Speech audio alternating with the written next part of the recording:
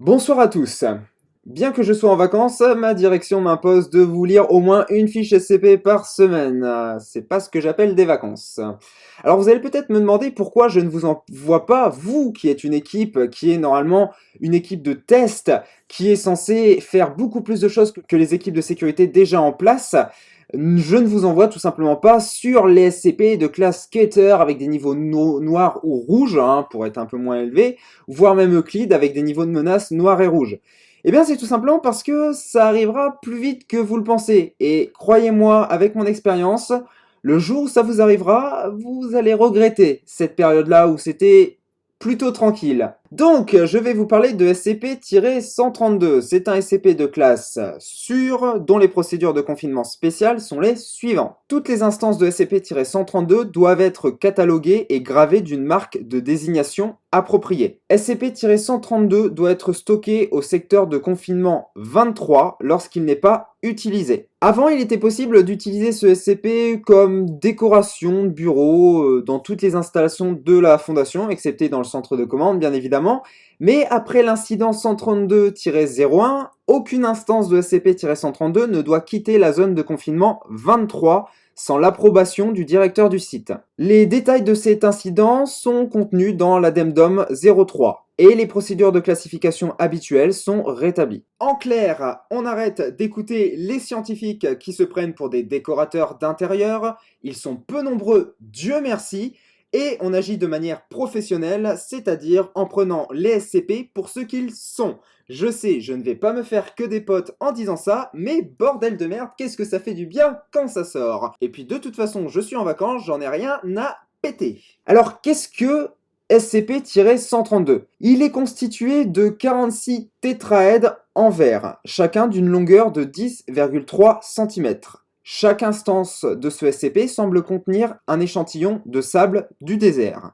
Occasionnellement, des scorpions et d'autres créatures désertiques apparaissent dans les limites d'une instance de SCP-132, comme s'il s'agissait d'une partie continue du désert. Les créatures à l'intérieur de ce SCP n'ont montré aucune conscience de l'existence de quoi que ce soit à l'extérieur de l'objet, et les tentatives d'influencer la zone interne ont échoué. D'après un examen, la vie animale observée au sein de SCP-132 est contradictoire. Des groupes d'instances attenantes se révèlent être semblables et il a été confirmé qu'elle affichait des zones de tous les déserts majeurs.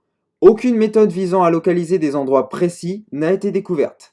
Le personnel observant ce SCP est invité à être à l'affût de toute information déterminante qui pourrait aider dans ce but. Je vais maintenant vous lire le test log de SCP-132, dont la première procédure a été de le tourner et de le placer sur un côté supérieur, avec pour résultat aucun changement apparent. Ensuite, on a essayé de l'inverser et de le placer dans un étui, là encore, pas de changement apparent. On a ensuite essayez de le secouer vigoureusement. On a juste eu quelques grains de sable dans SCP-132-01 qui se sont déplacés comme s'ils avaient été poussés par un léger vent. On l'a à nouveau vigoureusement secoué, et là on n'a pas eu de changement apparent, dont la note interne suppose que c'était juste le vent, mieux valait être sûr de toute façon. C'est le docteur Peterson qui a fait cette note. Pour une autre procédure, un des côtés a reçu plusieurs coups, et pour résultat, le coin frappé est terraffé d'une manière conforme au verre normal, donc tout va bien. Ensuite,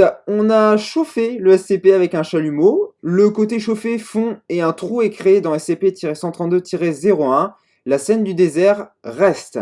Et on a une note du docteur Peterson, à nouveau, qui indique donc « J'ai tâtonné là-dedans après que ça ait refroidi et n'ai senti que du verre. Il semblerait que SCP-132 montre seulement un désert illusoire. Je suppose qu'il pourrait montrer un endroit réel, mais je n'ai aucune idée de comment nous pourrions le confirmer ou le localiser. » On a ensuite eu pas mal d'incidents avec ces SCP, dont l'incident log 132-01 indique que le docteur Richard, actuellement en service dans la zone 51, non, pas celle que vous pensez, rapporte avoir fait tomber SCP-132-71 de son bureau.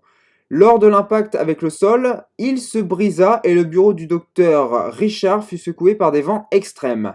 Les autres propriétaires d'instances de ce SCP confirment que la zone indiquée par SCP-132-71 et les instances adjacentes subissaient une tempête de sable. L'addendum 132-01 est une observation attentive de SCP-132 et a permis de constater que de nombreuses instances sont attenantes. La plus grande section est composée de 16 instances différentes. L'existence d'instances supplémentaires non récupérées a été soulevée.